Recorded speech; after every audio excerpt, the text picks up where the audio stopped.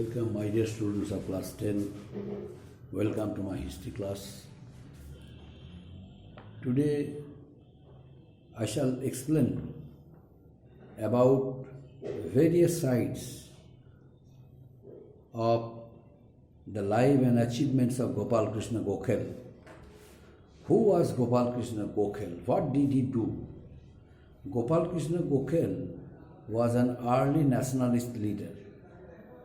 He belonged to the moderate group. Already I discussed about two more early nationalist leaders, Dadabhai Naoroji and Surendranath Banerjee. Their educational career, their political careers, their achievements, contributions, whatever were there, I discussed thoroughly in my previous classes. Now I shall discuss about Gopal Krishna Gokhale, the another one. This trio, in the field of Indian national movement, they dedicated their lives in establishing an all-Indian political organization that was Indian National Congress. Now, what is Indian National Congress? Indian National Congress was a political organization which was set up by a British ex-civilian whose name was A.O. Hume. A.O. Hume set up it with a view to communicate all the messages and decisions of the early nationalist leaders to the British government.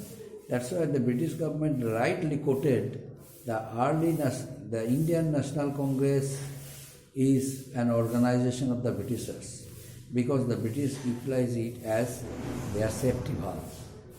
Anyway, now I am going to discuss about Gopal Krishna Gokhale. Gopal Krishna Gokhale. Who is Gopal Krishna Gokhale? Gopal Krishna Gokhale was a product of the same British system that has seen rise of many socially and politically aware Indians. Gokhale graduated in the year 1884 from Elphinstone College in Bombay. Once upon a time, Gokhale was a student of Dadabhai Naoroji. Gopal Krishna Gokhale, that's why Gopal Krishna Gokhale had great respect for Dadabhai Naoroji.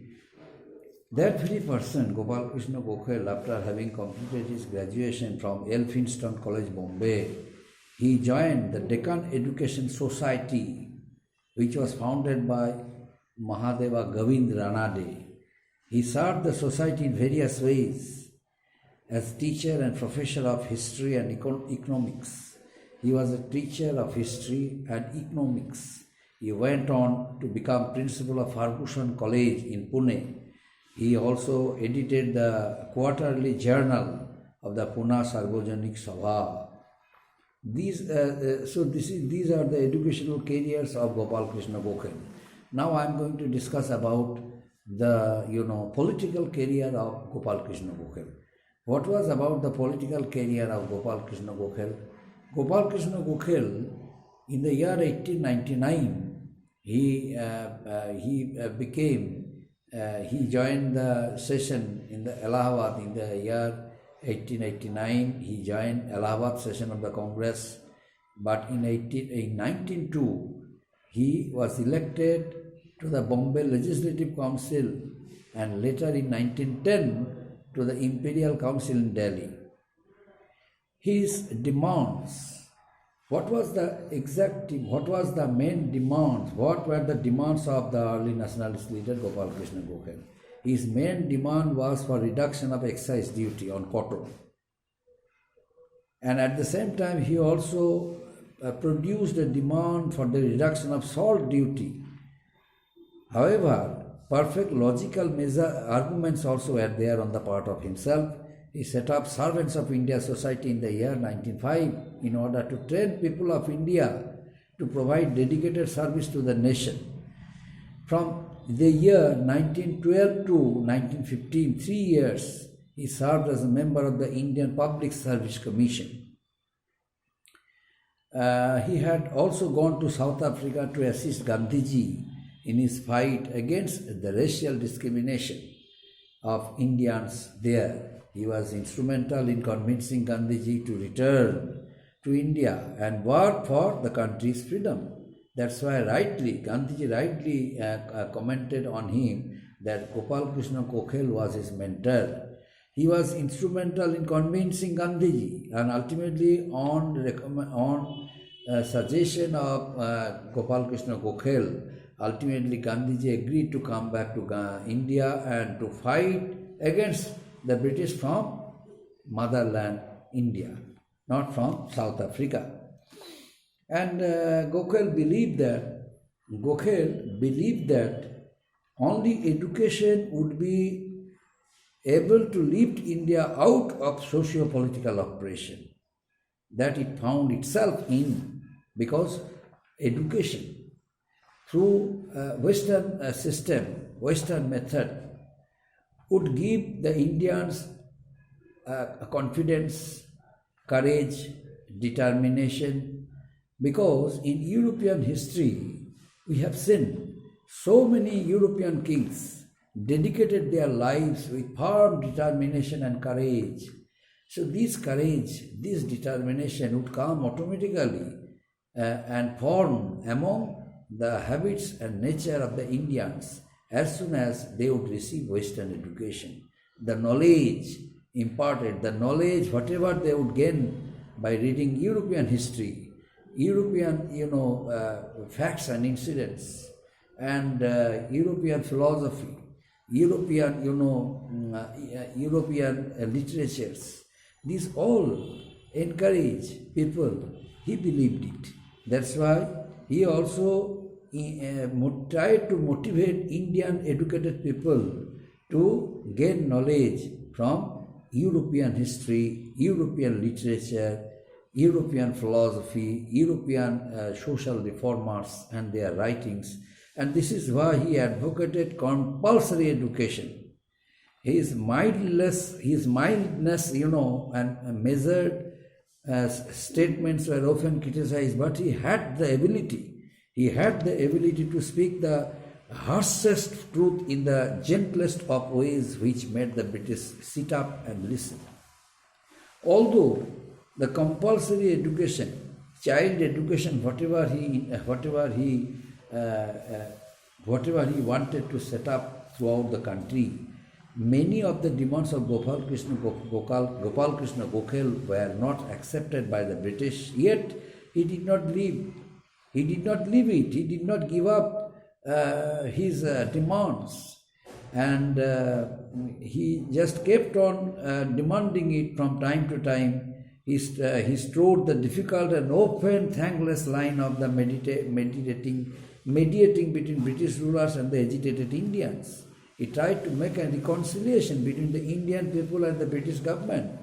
And on behalf of the Indian people, he represented the British government in many ways, so that the British must accept him, must hear him, and must try to remove all kinds of distress which the Indian people had to face.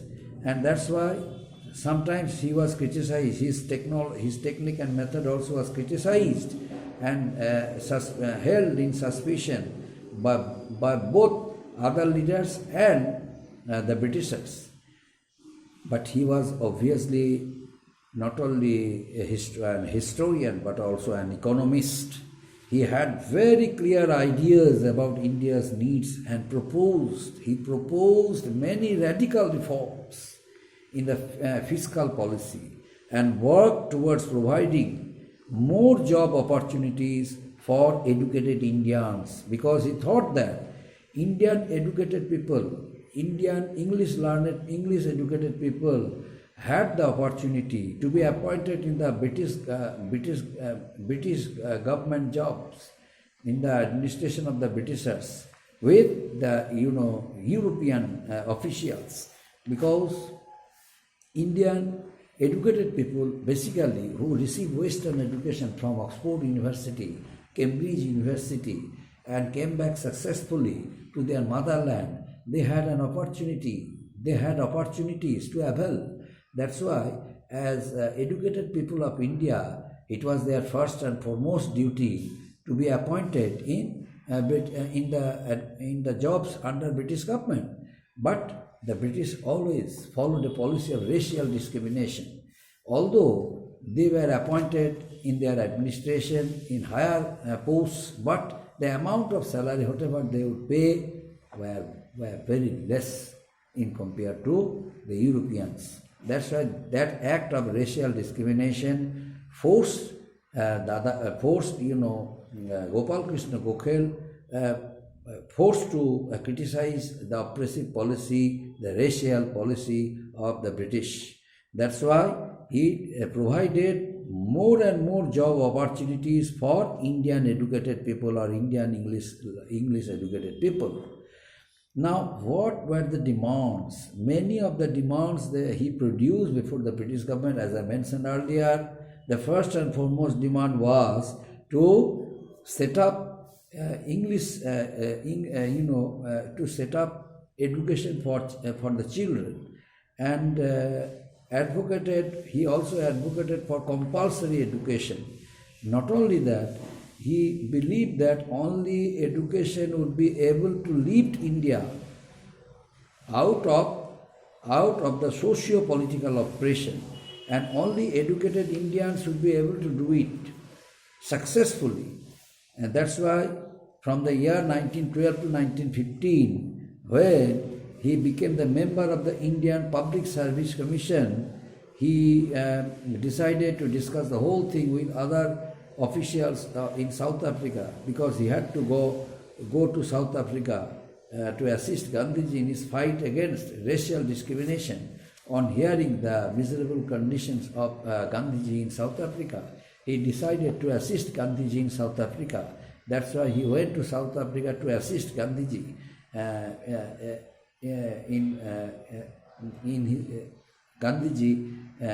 in his program of fighting against racial discrimination there. That's why he went there.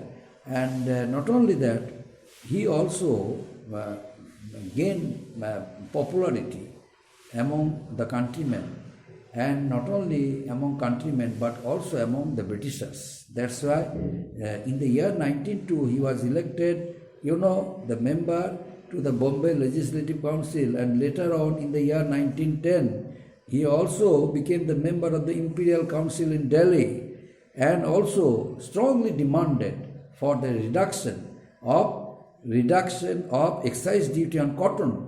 And at the same time, he also made it clearly to the British government that the people of India would never pay any kind of extra tax which was imposed on salt, that salt duty. That was not be. It was the people of India would never accept it. That's why salt duty, which was imposed on the very important item and usable item for the Indians, all group of people, salt, he raised hue and cry against it, and also produced a demand to withdraw salt duty. And only because of this fiscal policy, he proposed many radical reforms, radical reforms, because of some superstitions also were there, some prejudices also, perverted the society.